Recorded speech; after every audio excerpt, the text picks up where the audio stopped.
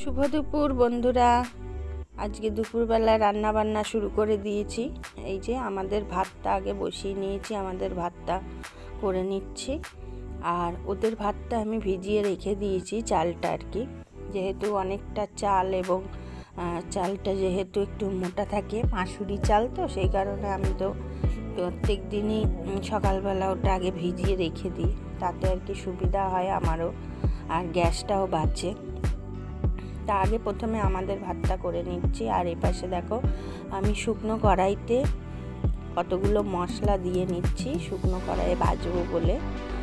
যেমন গোটা জিরে দিয়েছি, গোটা গরম মশলা দিয়েছি, গরম মশলার মধ্যে বিরিয়ানির মশলা যেগুলো ব্যবহার করা হয় সেগুলো কিছু দিয়েছি, বড় এলাচ, তারপরে দারচিনি, ছোট এলাচ, গোটা গরম মশলা মানে লবঙ্গ, আর এর মধ্যে আরও কিছু দেওয়া যায় কিন্তু সেগুলো আমি আর দিইনি, এইগুলোই দিয়েছি। যাই হোক, বড় এলাচটা আর ছোটো এলাচের গন্ধটা খুবই ভালো হয়। আর তার মধ্যে কিছু কাজু ভেঙে দিয়েছি আর চারমগজ দিয়ে দিয়েছি, দিয়ে ভালো করে শুকনো খোলায় ভালো করে নেড়ে চেড়ে একটু কড়া কড়া ভাজা হলে সেগুলো আগে ঠান্ডা করে নেব, নিয়ে সেগুলো মিক্সিতে গুঁড়িয়ে রাখবো। আর এপাশে দেখো মিক্সিতে আমি আদা রসুন বেটে নিয়েছিলাম, আর মাংসটা ভালো করে ধুয়ে নিয়ে তার মধ্যে আদা রসুন বাটা, গোটা জিরে গুঁড়ো, ধনে গুঁড়ো, আর টক দই, তারপরে গোলমরিচের গুঁড়ো, আর একটুখানি আমার কাছে কাসুরি মেথি ছিল সেইটাও দিয়ে দিচ্ছি, আর একটু কাশ্মীরি লঙ্কার গুঁড়ো আর লবণ দিয়ে ভালো করে মেখে ওর মধ্যে একটুখানি সাদা তেলও দিয়ে দেবো এই মাখার সময়। তো কেউ সাদা তেলও দিতে পারো, কেউ রিফাইন্ড এই সর্ষের তেলও দিতে পারো। তো আমি একটুখানি তেল দিয়ে ভালো করে মেখে ম্যারিনেট করে ওটাকে চাপা দিয়ে রেখে দিলাম।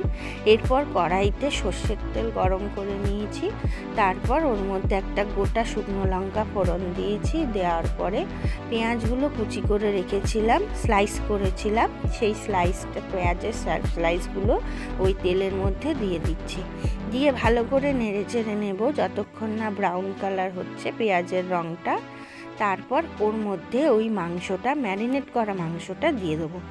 এই মাংসটায় কিন্তু জল খুবই কম লাগবে, এবং তোমরা যদি চাও এটাতে শুকনো শুকনো করতে, তাহলে এইভাবে এখন যে ম্যারিনেট করা রয়েছে সেই মাংসটা দিয়ে কষাতে কষাতেই দেখবে অনেকটা জল বেরোবে, এবং এর মধ্যেই কিন্তু মাংসটা সেদ্ধ হয়ে যাবে।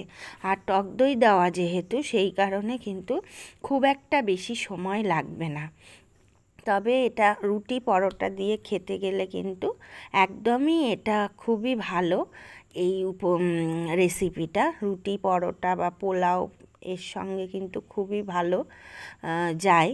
তবে আমি যেহেতু ভাত দিয়ে খাবো, তা সামান্য একটুখানি ওই বাটিতে যে ম্যারিনেট করেছি সেই মশলা ধোয়া জলটা একটুখানি দিয়ে দেবো, খুব বেশি না, খুবই সামান্য। দেখতেই পাচ্ছ, দেখো যত আমি নাড়ছি কষাচ্ছি কড়াইতে, তত এর থেকে কিন্তু জল বেরোচ্ছে, এবং এতেই মাংসটা কিন্তু সেদ্ধ হয়ে যাচ্ছে, খুবই সেদ্ধ হয়ে গেছে। এবার যেইটা আমি শুকনো খোলায় মশলাটা তৈরি করেছিলাম আর মিক্সিতে বেটে রেখেছি, সেই মশলাটা আমি এবার দিয়ে দেবো।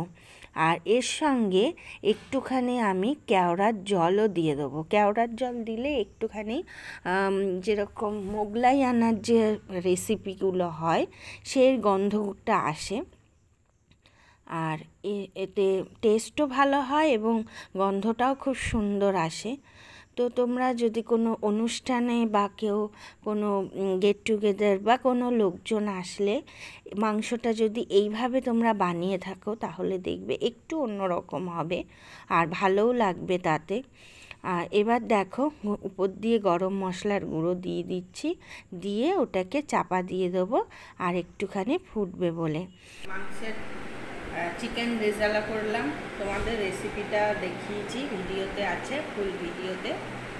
আর এই যে চিকেন রেজালা দুটো বাটিতে নিয়ে নিয়েছি।